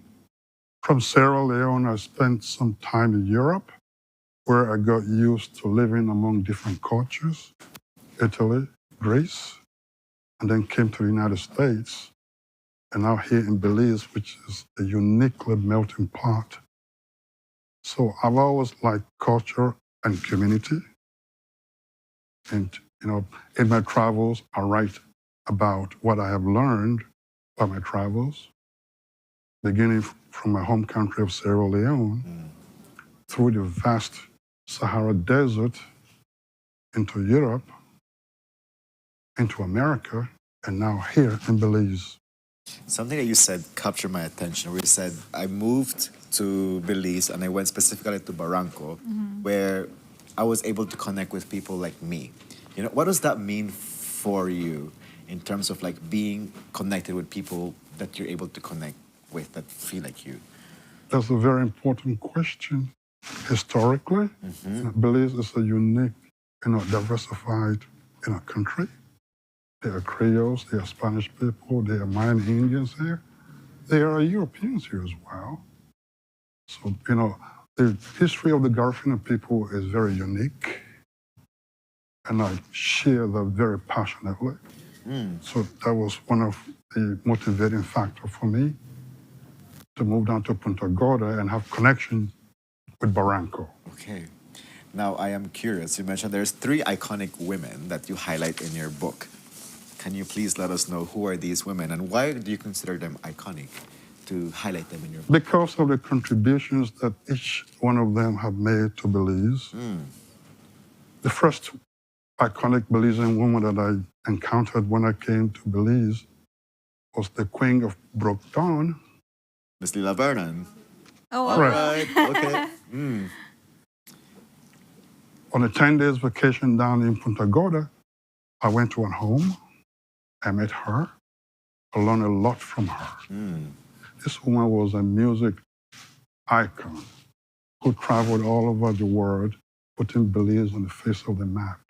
Not just Belize, Creole people on the map. That's correct. Belize and Creole people. Right, right. She told me that she performed in various countries. She was mostly a choreographer, a dancer, and a singer. And she had her own band, the Igbo Light. Hello, Mr. Emmett Young, is one of the students of Mr. Young of Gales Point Manatee. Gales Point Manatee, yes. So that was the first iconic Belizean woman that I came across when I came here. On my way back to St. Louis, I stopped here in Belize City. The second one was Myrna Manzanares. Oh, wow. Okay. The president of the National Career Council of Belize. I walked into her office, and this tall, dark-skinned woman walked to me and shook my hand. My name is Bruno Manzanares. I'm the president of the Career Council. Have a seat. What can we help you with? I introduced myself. My name is Francis Mandewa. I am originally from Sierra Leone. I'm also an American citizen. I plan to retire here in Belize. She says, you are welcome to Belize. Belize has a unique connection to Sierra Leone, specifically Freetown. Freetown is a major road here in Belize. And by the way, my books are on Amazon. Okay. Both of my books are on Amazon, Barnes & Noble and Goodreads. Very good. And they also sold across Europe. They are in bookstores in Europe. So yeah, that's the way I met Miss Manzanares.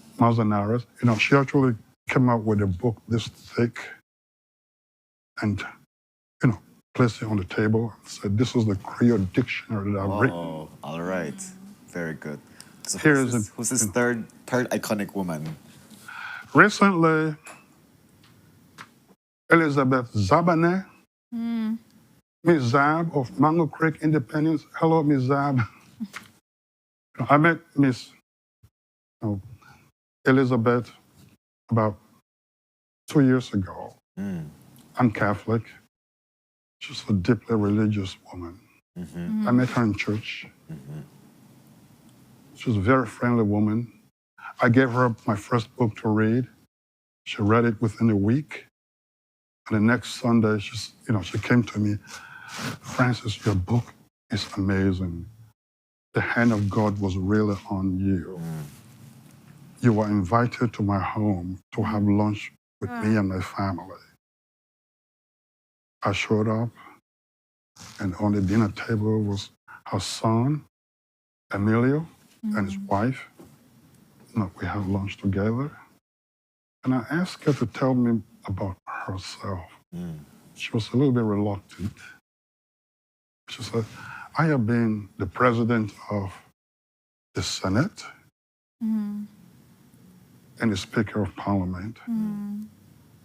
Here is a woman that has served in the highest positions in the country. So those are the three iconic Belizean women that I came across. Very good. Here in Belize. Thank you for sharing. Courtney, do you have any questions?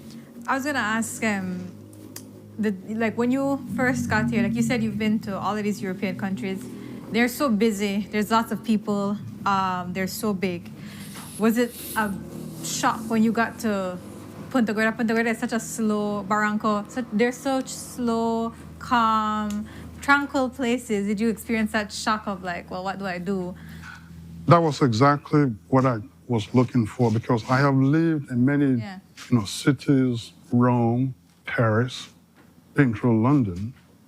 So I'm familiar with the city life. And I've always cherished the slow, cultural, environment. And so that's where you found maybe a home, a second Correct. home. Right, Yes. awesome. In your adventures, I know this book is recent, but in your adventures, you plan to maybe write further books about your experiences? Yes, I do. But for now, this book is the Belize's, ambassador for, tourism in Europe. Perhaps I will work with the Belize Tourism Board on how to promote this book to attract tourism to Toledo district. The BTIA has just opened a new welcome center, in PG. So there's no better way to attract tourism than, through my book. So in that regard, which is sold in Europe. And, I will not be able to do this if it isn't for the businesses, in Placencia. Placencia gives me the platform to meet people from all over the world. I am usually stationed by the sidewalk overlooking the blue Caribbean Sea, where the tourists come to engage with me. So in that regard, What about your story and the book? Are people able to connect with travel that you say is going to attract European tourists to come to Belize? Like, what are some of the things that you mentioned in your book that you feel? The Mayan culture of Toledo. Okay. There's so many about Toledo districts that has to be developed and really market, to the outside world. There are people who are interested in cave tubing.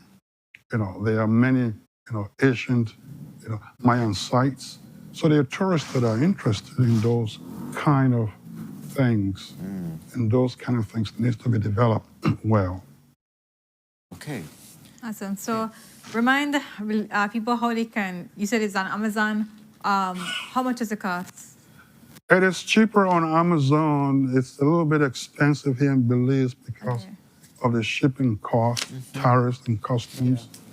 It's on Amazon, Barnes & Noble, and Goodreads. It is also sold in Europe. It's $14.99 on Amazon. Okay. I don't have the book right now in bookstores here in Belize, but I'm working with the bookshops here in Belize City and the gift shops, at the airport, to have my book, displayed in the gift shops. And I want to thank the businesses down, in the Placencia for carrying my book. Very good. In their gift shops and their resorts. All right. As I start wrapping up this conversation, Mr. Francis, first of all, I want to thank you so much for joining us, for sharing, a piece of your life and your story on this book, The Road to Belonging, My Journey to Punta Gorda, Belize. For people that are wanting to connect with your story, or wanting to, very curious about your book, what is one key message that you feel like they will find in your story? Adventure, learning about people, culture. People are all the same. I mean, wherever you go, you have to learn about people, adventure, have an open mind to learn and grow. I like that. Thank you. Awesome. That's great. So $14.99 Amazon, that's the most affordable way for persons to get your book. It is $60 Belize here in Belize. I know it is really expensive. Yeah. $30 American dollars. But I'm willing to negotiate the price if anybody wants it. Very well. And if anyone is interested to know more about my book, they can Google the ISBN number, which is 978-1965-121399.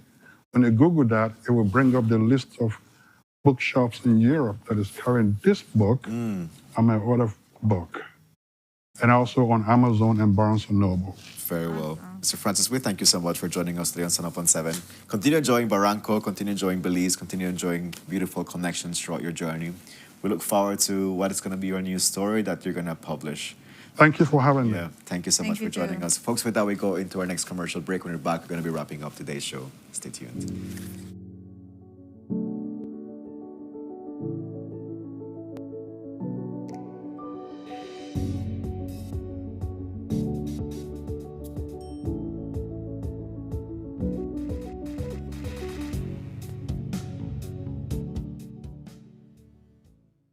Wake up to positivity and inspiration. It's a fresh and diverse twist on your mornings. Tune in to Sunup on 7 every weekday morning at 6:30 a.m. right here on your nation station, Channel 7. It's the morning show you don't want to miss.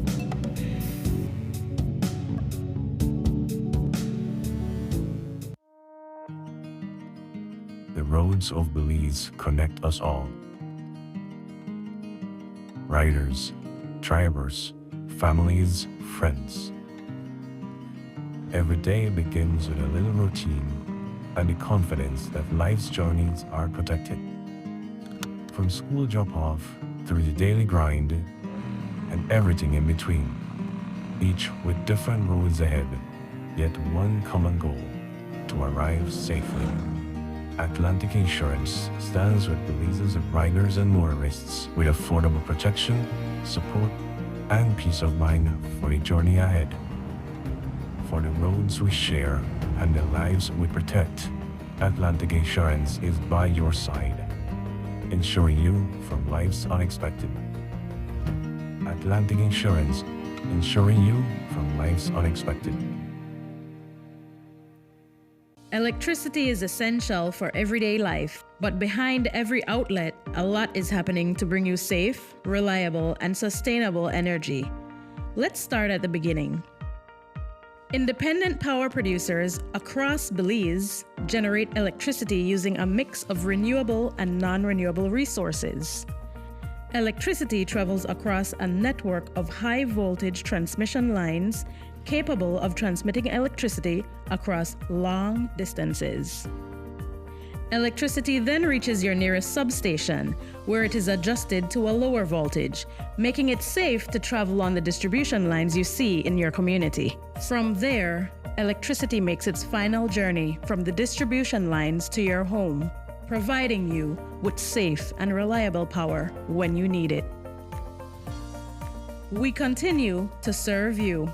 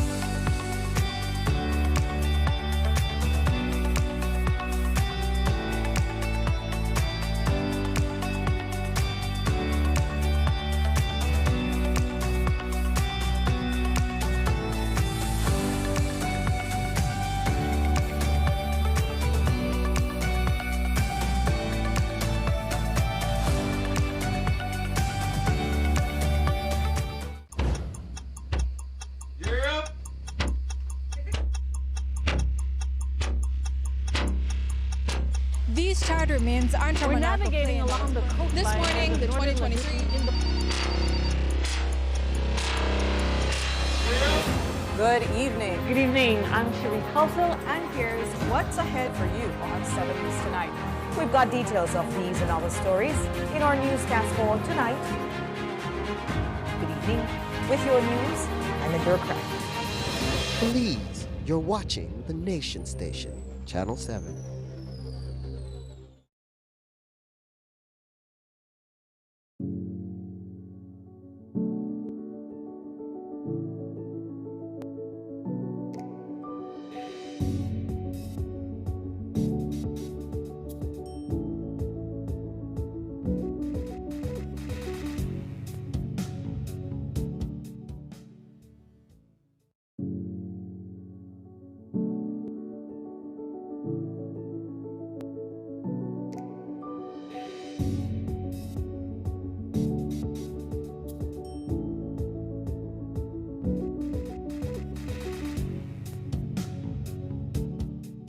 Welcome back, Sunup family. We hope you've been enjoying our Hump Day episode. We want to thank all our guests for being here today. We had the Belize Diabetes Association talking about their rebrand, so keep up to date with their Facebook page so that you can find out when they create their Instagram and their TikTok, and you can become more involved with your own health and be able to collaborate with them perhaps to see the new things that they have going on and how you can change your lifestyle if it is you are afflicted with diabetes, or just to prevent or take better care of your health. We also had the representative from the Ministry of Labor as well as NTUCB talking about their labor education sessions. They will be going around the country educating you on your rights and responsibilities as laborers. So if you have the opportunity, be sure to attend a session near you so you can learn more about and just protect yourself, from being taken advantage in the workplace. And then finally, we had Francis Madawa, who spoke about his book, The Road to Belonging, My Journey to Punta Gorda, Belize, talking about how he went from Sierra Leone across Europe and settled finally here in Barrancos. So his book is available on Amazon and also in bookshops across the globe. So we had a pretty full episode today. Yeah. What's one takeaway from today's episode for you, Courtney? From all the three conversations that we have, what is one takeaway that you have? Wow, I think especially in relation to both the diabetes and the NTUCB is the things that you choose to prioritize are very important, because a lot of times people let life happen to them, like, oh, I catch diabetes, or oh, this, my worker is taking advantage of me. But you have to prioritize yourself in that. It's hard to eat healthy, it's hard to confront an employer, it's hard to maybe look for a new job, but like you said, health is wealth, and these are the things, and it comes to mental health and physical health, and you have to prioritize yourself and take action to make sure that you are living the healthiest life you can possibly live. That's true. I like that. That's a great. What's your takeaway? You seem to have a much different. No. So I'm still processing it, and basically, like, what my initial thoughts again goes back to, like, how do you inform yourself to be able to know how to defend yourself and how to put yourself first? I feel like there's so much information, and it's great to see that there's so many avenues where people are saying, hey, we're coming to you to educate you about certain things, right? And I feel that up to like a certain level, you can say, I am the product of my environment. But what are you willing to do to be able to change that? What are you willing to do? Like, for people, we talk about, oh, there's a genetic thing for me to be predisposed to diabetes, but what are you doing to change that DNA? Because DNA can be changed, and that's how science works, right? Where we no longer have to be vulnerable to diabetes. But, and again, what are you doing to improve the quality of your work experience? But it goes back to, like, admitting that I'm a product, I grew up in this manner, but I have the opportunity to change who I am and how do I grow up developing as an adult in this space. So encourage people to take opportunities, take advantage of all this information that's getting put forward in your way for you to make a conscious decision about how can you improve your life and your presence and your contribution to society. For sure. So that's my take. Yeah, definitely. Like, we do have a lot of free will. We have to just take advantage of it, take advantage of these, again, like I believe that the Diabetes Association saying that they can come to you, they can come to your work, they can help you with the testing and screening and figuring out as early as possible, I have this non-communicable disease, and how I can treat myself, or how I can change my lifestyle in smaller ways, like and dispelling some of the myths as well, like you mentioned, is the genealogy thing, and just the way people consume information and the way people consume food, and how that can have effect on your entire body, and how you can change that for yourself, just to have a better quality of life, I think. Definitely. I like this. What is your takeaway from the show? But definitely, folks, we hope that you also have some great takeaways, and we thank you so much for engaging with Courtney and our guest. To all the folks that stay up to 8:30, I want to say thank you. There's people that stay from 6:30, they're already tuned in all the way to 8:30. We see you. We totally value sticking throughout the entire episode with us, For sure. contributing to the chat, sharing your perspective. We totally love to see you every day with us. With that, we wish you a wonderful hump day. The weekend is very close. Courtney, don't look forward to I it. can see it now. Yeah. But folks, we wish you a fantastic day. Make all the best today, and we hope that everything you have set forward to works out in the best way possible for you. Right, and it's not a bad day, it's a bad moment. Yes. Take a deep breath, drink some water. It's going to be a Drink hot a lot of day. water, yeah. Drink a lot of water. But definitely tune in tomorrow for another great episode of Sunup on 7. We love you. Bye-bye. Puro chantaje, puro chantaje. Siempre es a tu manera. Yo te quiero aunque no quieras. Puro chantaje, puro chantaje. A place to call your home, a place where you can grow. Stand by me and we'll take flight. We'll be there at morning's light. I've got you covered on all concerns we share today. You will discover how the world turns each day. When the sun comes up,